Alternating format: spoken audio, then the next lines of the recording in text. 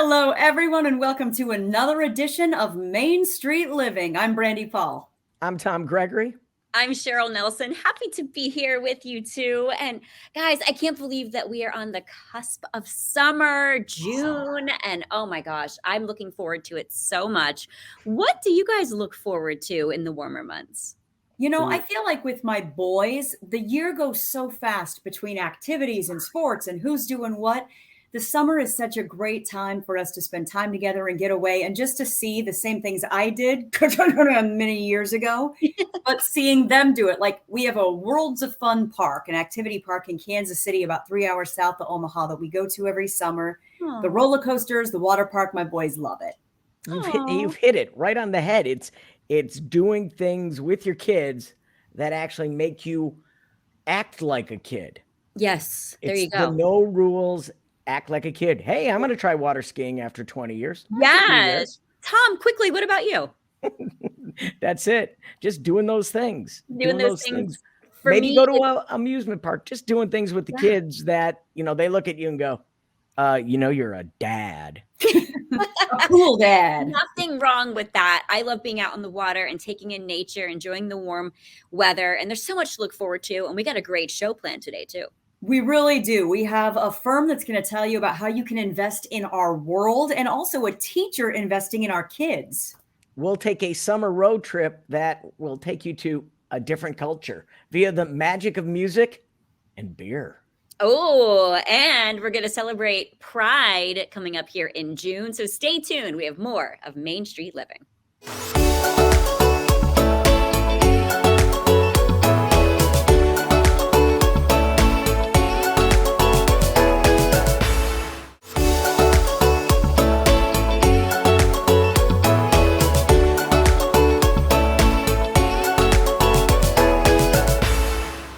Welcome back to Main Street Living. Can you believe that June is here? We have the warmer weather, just smell it, the faint smell of barbecues in the air. And June also, it sounds so great. Hot dogs, hamburgers, bring them all to me. Well, in addition to all of that fun, June is also Pride Month and the chance to learn more about and to celebrate the LGBTQ plus community. Yes, and I love them. Oh my goodness. And Jen LaBarbera is here to give us a little history and remind us about what Pride Month is really all about. Jen, welcome to Main Street Living. Thank you. Thank you so much for having me. So tell us, how did Pride Month come to be? And what was the goal from the start? Because it's really grown to be something big and amazing. Yeah, right. Today, Pride is giant. It's worldwide. But it started as a commemoration and celebration of the 1969 Stonewall riots.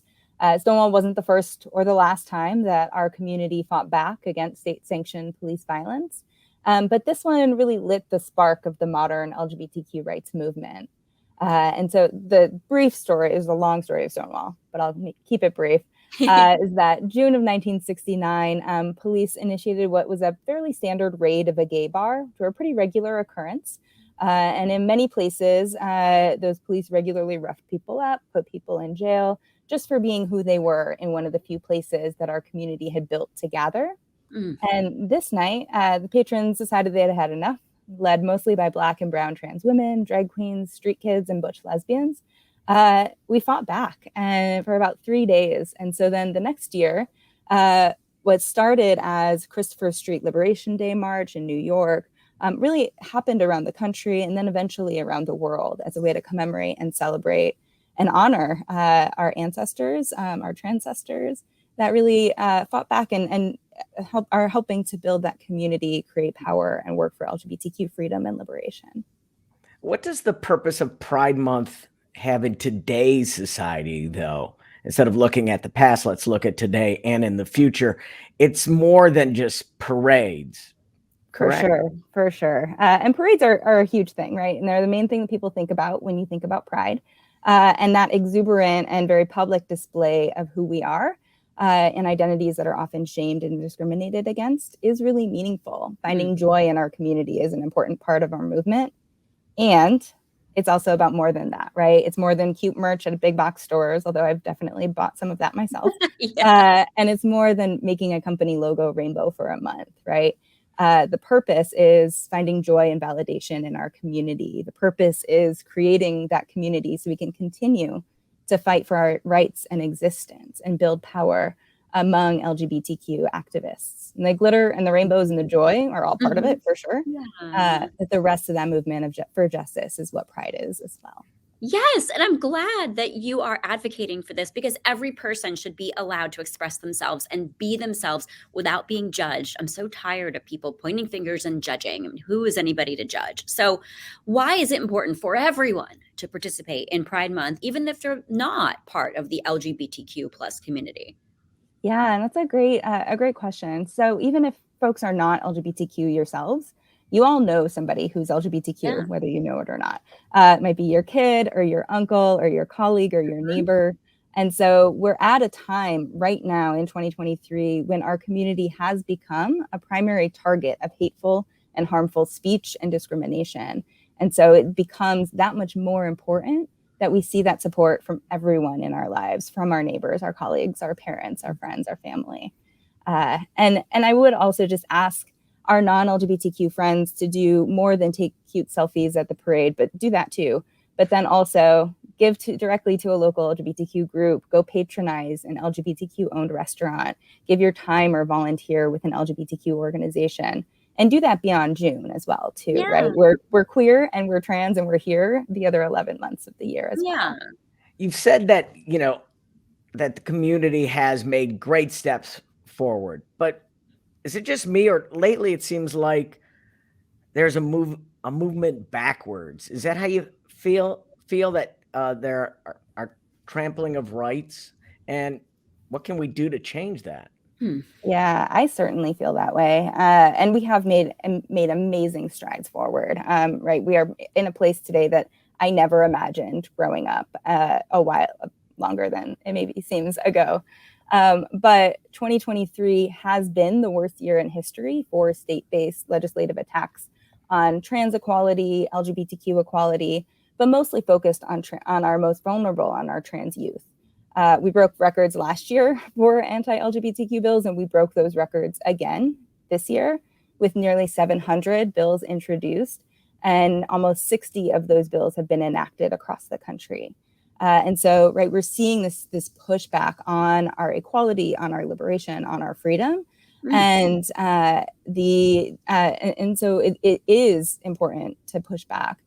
And doing that is somewhat simple and complex, but mostly it's don't tolerate it, right? If your elected official is engaging in this, push back on them, right? Tell them that what they're doing is wrong. If your uncle is parroting those talking points at a dinner, tell him why he's wrong, right? Do your best to refute him, because it is going to take all of us to turn this ship back around and get us pointed back towards more liberation and more equality. Yeah, and just hearing that you were going backwards makes me angry, because we should be moving forward in society with everything that's happening. And you are a leader in the San Diego Pride organization, which I think is fantastic. So tell us a little bit about that group and what you do in the community.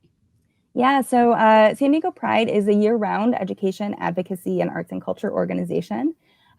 We work locally, nationally, and globally. And our biggest fundraiser and event that most people know us for is the Parade and Festival in July. And we also do many year-round community programs that focus on different subsets of our community, from our women's programs and to our Latina and queer API programs to programs for and by LGBTQ artists. We have a lot of year-round programs that really serve some of the folks that are most vulnerable or least seen in our community, which includes some really robust youth programming as well. We also have a really large education and advocacy program and a small team, which is what I lead.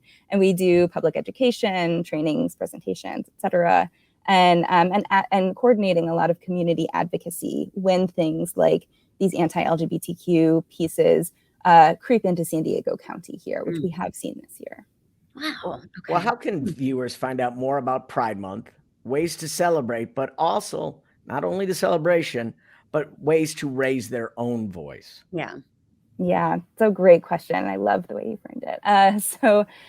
For Pride Month, specifically San Diego Pride's events and our celebrations, sdpride.org is where you'll find all of that information.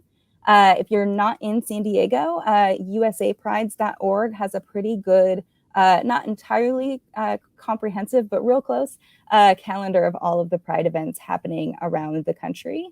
And then, getting involved and getting engaged to contribute to the LGBTQ community. Find a group in your region that resonates with you. If that's for LGBTQ youth or LGBTQ housing, right? Find a group that is doing the work that you want to do and volunteer with them. Give them money, give them your time or your talent or your treasure, and really invest in the LGBTQ community in Pride Month and the rest of the year as well.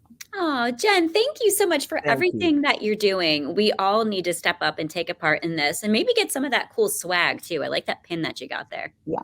Yes. It's more than a parade, definitely. Yes, thank you. Yes. Thank you. Definitely more than a parade. Hey, but up next, diversity is not just about those parades, reflecting our diversity on stage when Main Street Living continues.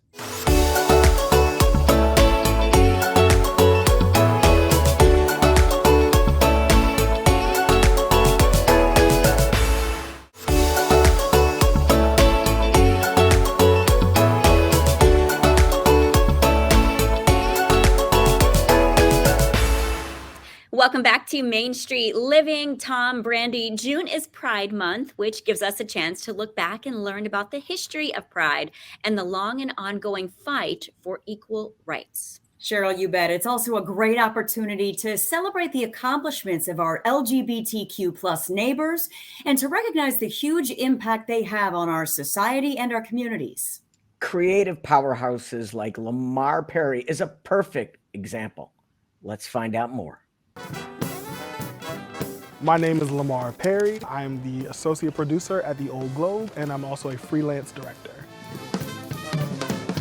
It was really important to me to make sure that Blackness and queerness in the places that they intersect really had a space, not just in the American theater, but in the American consciousness. What I've been really gifted and blessed to experience with storytelling is the ability to not only share warmth with people, to invite them into community, to make them feel present and like there is home for them, but also to put productions on a stage that holds a mirror up to themselves, that makes people feel seen. You don't have to take what I've been through. Don't have to take it awful. Well, I think the theater is the grandest place in the world. By giving communities and members the opportunity to speak about their needs, to speak about their wants, their desires through their own lens and not having someone tell that for them, that they can then start to really address and do the work of receiving the resources that they need to restore them into society and to elevate the general public's consciousness of what's going on in their specific group. San Diego as a whole need more diverse voices. And Lamar is very generous with his point of view, and he's a keen observer of systems at work, and he has a sort of uncanny ability to notice what people need and then to fight for that, to fight for better systems, to fight for care for the people around him. And I think that he has really helped to transform the globe, and I hope San Diego in some way, by his own passion, by his own mission. When I think about what's happening on stages, when I think about stories that need to be told, the lens of what we've inherited historically has never shifted. Like, the world in which William Shakespeare was writing in also included Black people, also included Latin people, also included queer people, included women and non-binary folks and trans folks. But when you look at the snapshot of the picture of what's happening on that stage, those bodies aren't present. And that to me is where I take issue. We have seen white families, we have seen white romance, white comedies, we have seen people come back from the edge of redemption and figure out who they're gonna be, and people of color, queer folks, femme folks, have not been offered that same grace. I do think this specific moment is an invitation to imagination to brainstorm together what the world can look like. I think no one person is a proprietor of right. I don't think that I'm the expert in what diversity looks like, but what I want to do and what I will continue to do is advocate for people to have a seat at the table, to be present in the conversation as we think about what the American theater turns into. That's really the thing. It's about making sure that the seats that are formerly occupied are now spread out amongst the people who have traditionally not had them, and not just a specific group who has traditionally held power in the American theater. A powerhouse with a very powerful story. Yes, and I love that Absolutely. he's an advocate for helping people feel that they are seen. And you can find more information about Lamar, including a link to his podcast at theoldglobe.org. All right, a lot more ahead on Main Street Living. Coming up next, put your money where your heart is. Stay with us.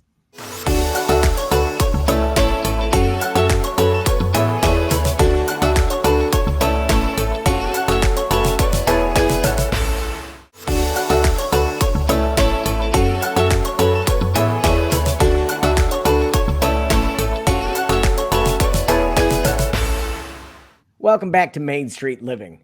We've all heard the saying, put your money where your mouth is. And it turns out that might be great advice. That's right. There are options now for investors, both big and small, to invest their money in companies and in causes that they believe in. Doug Heskey with Newday Impact is here to share more. Welcome, Doug. Hello, great to see you again. Great to see you too. All right, let's start with impact investing. What is that, and how is that different from regular investing? Great question. So impact investing is investing with the intention of deriving what are very specific impact outcomes that are measurable, tied to a very specific cause. And it is different from regular investing is in that some investors are taking what we define as concessionary returns or lower rates of return based upon the impact outcomes that they're trying to achieve. Okay, this sounds interesting. I want to know more. Tell us about the Newday Impact and specifically what that is and what you specialize in. So we are a market-based solutions provider. So what we're trying to do by investing in public companies with purpose to drive behavioral changes at corporate organizations relative to their policies and practices. And we do this work in 5 specific areas relative to climate action, ocean health, clean water, conservation, and then diversity, equity, and inclusion, which is sort of a foundation for all of this work that has to happen in both the global south and the global north. So let's get a little more specific. World Oceans Day, for example, coming up on June 8th. Anna Maria Island, Florida, close place in my heart for my family. And it seems water access and healthy oceans seem to be a big focus for Newday Impact. Yeah, it's interesting because over the course of the last decade, there has always been this discussion as the southern rainforest being sort of the ecosystem that is providing most of the oxygen for the world and really serving as the lungs of the planet, when in fact it really is the oceans. And it is foundation to all of our environmental systems. So it is one of the reasons that we focus on ocean health. And we run 2 investment portfolios that are investing in public companies that are supporting the health of our oceans. More than that, what we are doing is embracing what we identify as an impact campaign around the health of the foundation of all oceans, which is the Southern Ocean. And I'd be happy to talk more specifically about the work that's going on in that program as well, especially as we march down towards World Oceans Day and Ocean Week next week. This is so important that you're doing this. And as a meteorologist and climate advocate myself, this is something that's very near and dear to my heart. I was recently on a cruise in the South China Sea, and I was appalled at the amount of plastic I saw just going by in the ocean, bottles after bottles. I mean, it was terrible to see that. So the cause is very important. And if somebody wants to start making their money work for causes they believe in like this, how can they get started? That's a great question. So we have spent the last several years really examining those issues that are of primary importance in addressing ocean health. And certainly ocean plastics is one of them. And we all are out there and look at the horrifying situation regarding the amount of plastics and trash that are in our oceans. there are a number of really important things that are, in addition to ocean plastics, are things that we need to address. One of those things is kelp restoration along the western seaboard, ocean acidification.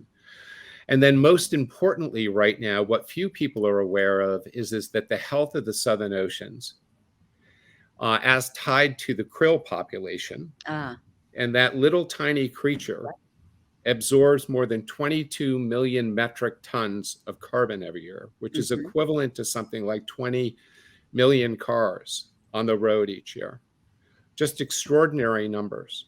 And what most people aren't aware is that krill are used in the production of a number of things by human beings.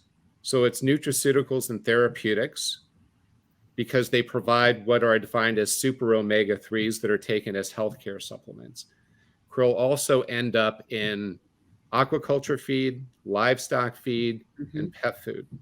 And as a result of all of that, the expectation is over the next 12 to 15 years that the krill system may potentially collapse because of a rising demand of approximately 8 times where we are today. So what we're doing as a part of this program is addressing what is the foundational problems associated with the Southern Ocean, krill being one of them, and trying to address consumer behavior relative to the consumption of krill. And we're doing this in close association with our partner, the Cousteau family, and their organization, Earth Echo International, and a number of critical partners that are a part of this issue, or part of providing a solution here, which includes ASOC, which is the governing body that encompasses the 21 countries that are overseeing the health of the Southern Ocean, organizations like the Anthropocene Institute based out here in California, and a number of others that are doing really outstanding work in terms of addressing this issue. So you kind of just touched on that. It doesn't necessarily have to be just individual investors who want to make a difference. Can companies take part to impact as well?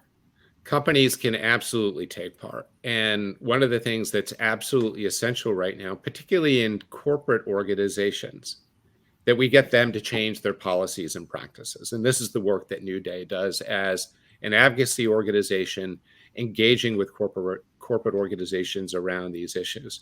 So as an example, the big or the largest distributors for krill products or krill nutraceuticals around the country are the big consumer distributors like the Walmarts and the Costcos and the CVSs.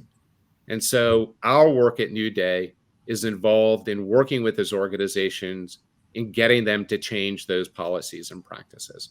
And the great news is that there is an easy replacement for krill-based nutraceuticals in the form of algae-based nutraceuticals. And the most interesting thing is that krill don't produce these super omega-3s on their own. They are only doing that because they are consuming algae. And so as an advocacy manager, we run portfolios that are in support of the Ocean Program. And as a stakeholder or shareholder in these organizations, we go out and directly address them with our partners like Earth Echo and a number of other organizations that are working closely on the initiative. Yeah, all of this is so interesting to me. And I know that as the oceans are warming due to climate change as well, the locations of krill and plankton, they're shifting toward the poles. And so now we're seeing whales farther north than we've ever seen before. And they're in search of that food as well. So it's impacting so much around the globe. And it sounds like Newday and your impact is really making a difference. Are you seeing some good changes? It's early. This is a 3 to 5 year program. And of course, addressing consumer sentiment and behavior takes a long time to do. But there are a lot of really strong examples of where this has happened in the past, whereby, just a little bit of effort can shift consumer behavior and make a monumental impact on a really, really important issue. And what we like to say, this is perhaps one of the biggest environmental crises that nobody's talking about today. But we as consumers, we as corporate organizations have the power to affect change in a really, really, really meaningful way going forward. All right, so let's get you some more support. If people want to learn more or sign up with Newday Impact, how do they do that? So please visit our website, newdayimpact.com. We are all over social media as well. I would also direct you to our partner's website, earthechointernational.org, a very important partners of ours that's run by the Cousteau family. And the other thing that I would share is always, please feel free to reach out directly to me at Doug@Newday Investing, and we'll get one of our team members back in touch and tell you more how to get involved. Such important work. Thank you so much for joining us. Thank you. Great to see you all. Thanks for having us back. Oh, Brandy, what a great interview, making some good impacts there. And coming up next, we'll meet a Santa Barbara teacher who's also making an impact. Stay right here with us.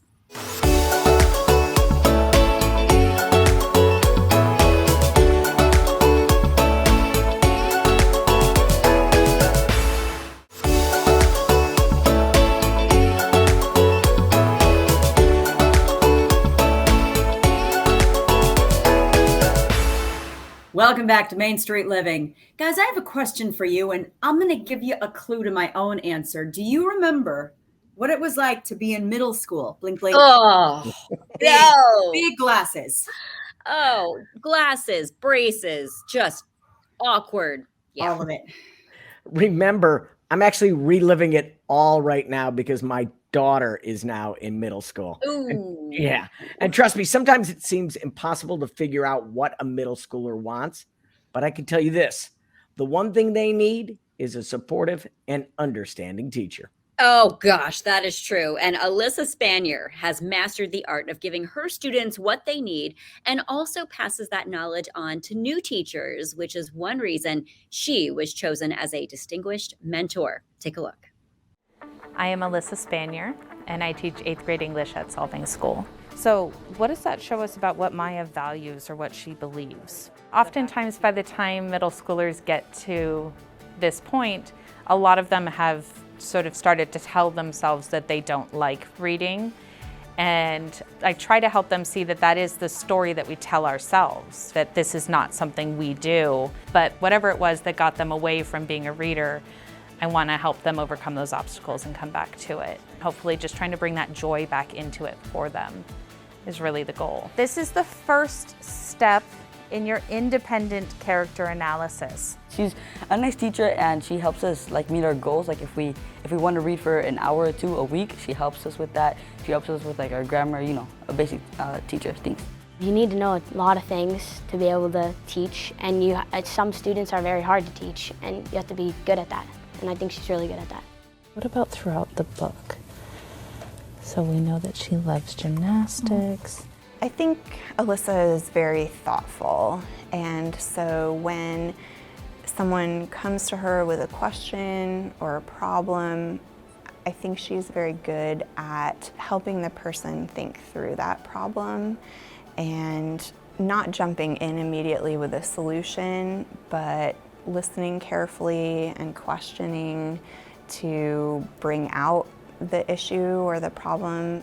I think that not giving people the answers is something that I deal with in teaching as well, right? When you see a student, you can tell the answers right there on the tip of their tongue, but you don't just want to say it for them. You really want to give them that opportunity to find that conclusion and feel confident enough to say it out loud.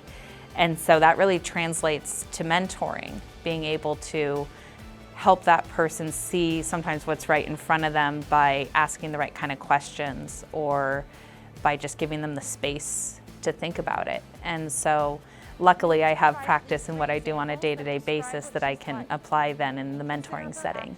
She's very oriented around my goals.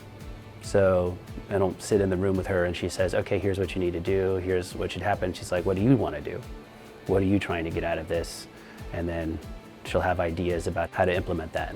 Oh, have you thought about this? Or very kind of helping me work into what I'm trying to do rather than telling me what to do. But how did she overcome those? How did she make it through to the other end when you said she was happy again? I think overall my goal is to make a difference, whether that's in the lives of my students or in the lives of my colleagues. I think we all want to make our mark in this life, and being able to impact so many people, I can really make that impact exponential, right? When I make somebody's day better or somebody learns something new, they can take that with them and hopefully transfer that on to other people. So I think the goal is to make a difference, make a positive difference. Oh my goodness. I love her energy. And I have to say, reading is so important to appreciate at a young age. And she's doing an excellent job inspiring students. Absolutely. And if you'd like to learn more about her, maybe be inspired a little bit more, you can find out more about Alyssa as well as the other teachers honored at the Salute to Teachers event on the Santa Barbara County Education Office website. It's sbceo.org/salute. But let's say you need a break from those kiddos. By the way, kiddos is a term that I was told was just so last decade. But no kiddos, only adults. We have an adult break coming up with some tasty beer with culture when Main Street Living continues.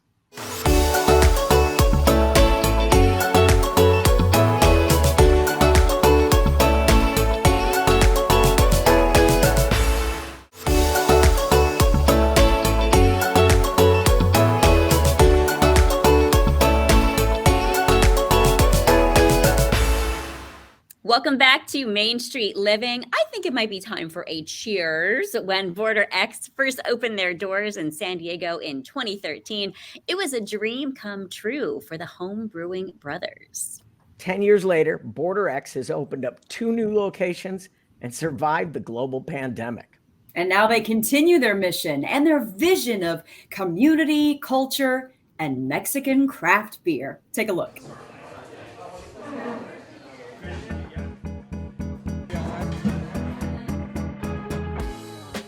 So we started this business because we just liked to brew a lot.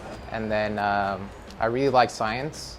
So I really liked getting more into the science of beer. Should be good. I think it's good. Should pour it from the bright tank. So this essentially was my brother and I just started brewing at home. We started home brewing, and eventually we started taking it to family gatherings. We made a lot of beer.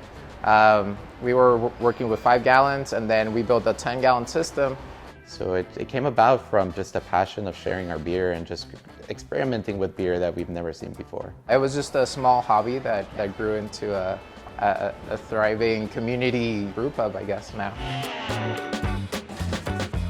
So the way we integrate our culture and integrate everything that we grew up with into our beer and into our brewing is mostly through the ingredients. So the type of ingredients we use in our beer are mainly Latino focused, which is we didn't want to just make it Mexico. Since we grew up in Mexico, that was mainly our inspiration, but we just don't want to limit ourselves to a specific region. For us, we grew up with chocolate bolita, the hot chocolate. We grew up with Jamaica water. We grew up with agave. We grew up with horchata. So those ingredients we started including into our beers, and we really went and made sure that those flavors are the forefront of that beer. That's our way of sharing that flavor, that culture we grew up with.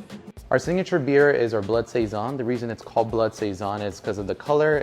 A lot of people confuse it for blood orange, but it's actually hibiscus and agave. One of our first successes, and actually one of our best-selling beers right now, is that Blood Saison. Apart from that one, a close follow-up and coming up is our Chata Golden Stout, which puts cinnamon and vanilla into it. So those two are also a very traditional Mexican drink. Our third one right now is our Chocolate Bolita Stout, which is also a very mellow, a very mild, a very milky stout. So those 3 beers currently are what we put to the forefront to try and portray who we are and why we can do different things as a brewery. It's that our beers are meant to cater to people to attack almost their nostalgic reflexes, and to some extent their exotic need for different ingredients or different flavors or textures. And so it's a unique proposition that we're offering people. This location is mainly a more production facility based to be able to upgrade to at least a 10-barrel brew house. So that was the main purpose of this location. Even though we have a 2-barrel system, which is like super small, we have to pedal like a bicycle, like really fast, just to make enough beer to meet demand.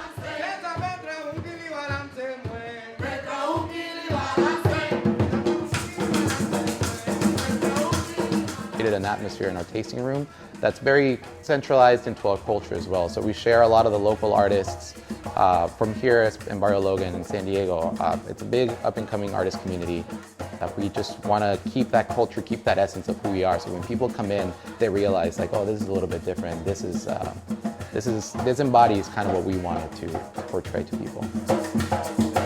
So So we're always trying to do new and exciting things when it comes to beer. We're always trying to give that little Latin Hispanic twist to all of our beers, but we really want to specialize in those beers that just have more of a unique flavor to them. And come enjoy our culture. I think anyone that comes here leaves with either a surprise of what they see, or at least they'll enjoy our beer. Yes, cheers to that. Brewing beer and bringing the community together. Sounds good to me. Sounds tasty. You can find out more about Border X Brewing and their current offerings at borderxbrewing.com. Next, since we're all going to be partying after the show or whenever you watch this at an appropriate hour, how about some music with that beer? We'll see in a minute.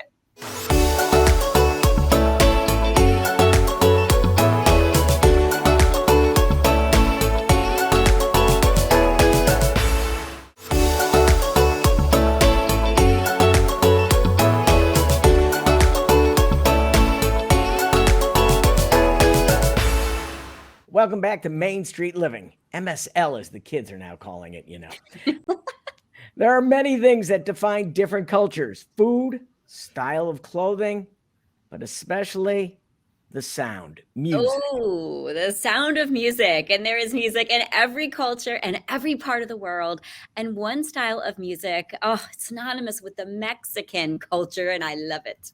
That's right. And maybe you've only experienced mariachi music in your local Mexican restaurant, but its history runs deep. Check this out.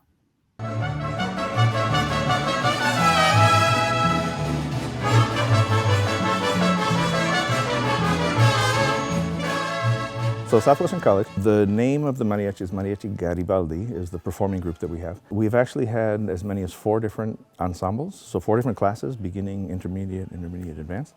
And the advanced group is outstanding.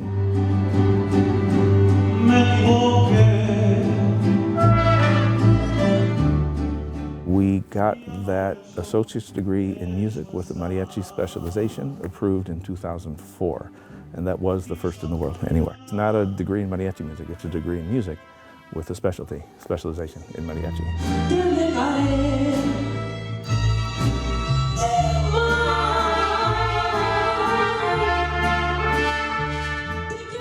You take the beginning courses of whether it's a voice, violin, trumpet, guitar, vihuela, guitarrón, and then you go through the intermediate class, and then you go through the advanced classes, and then you learn about the history of mariachi.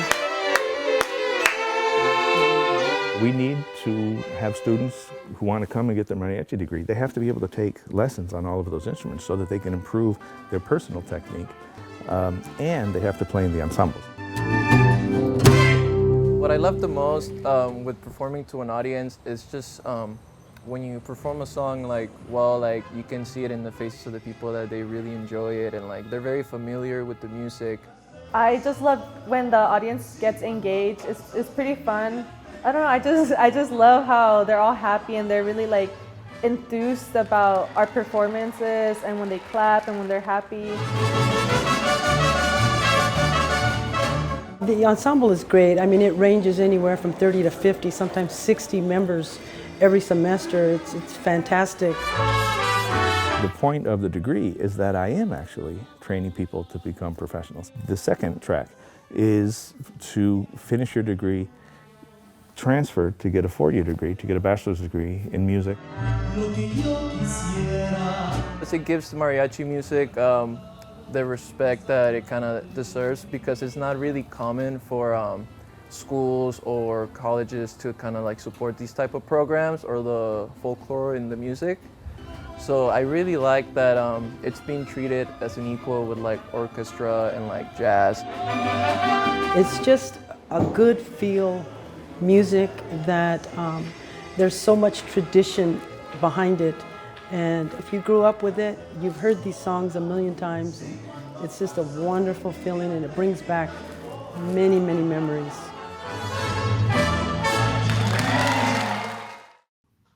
Oh, the sound of that music. And you learn something new every day. I never knew you could specialize in mariachi. I love it. The spirit, the energy. Yes. It's the clothes. infectious. I love it. All of it. Well, you can find out more about the mariachi program at Southwestern College, as well as about how to see the Mariachi Garibaldi performances at Ooh. virtuosomariachi.com. Straight ahead, there's more living on the Main Street when we return.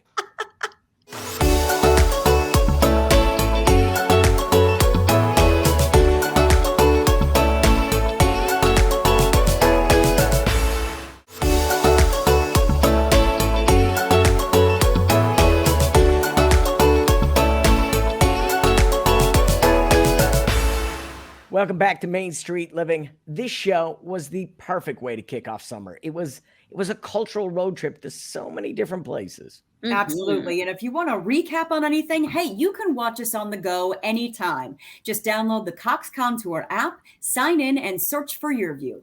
And that's right. We always enjoy hanging out with you guys on Mondays at 9 p.m. local time. Join us then as we take another stroll down Main Street.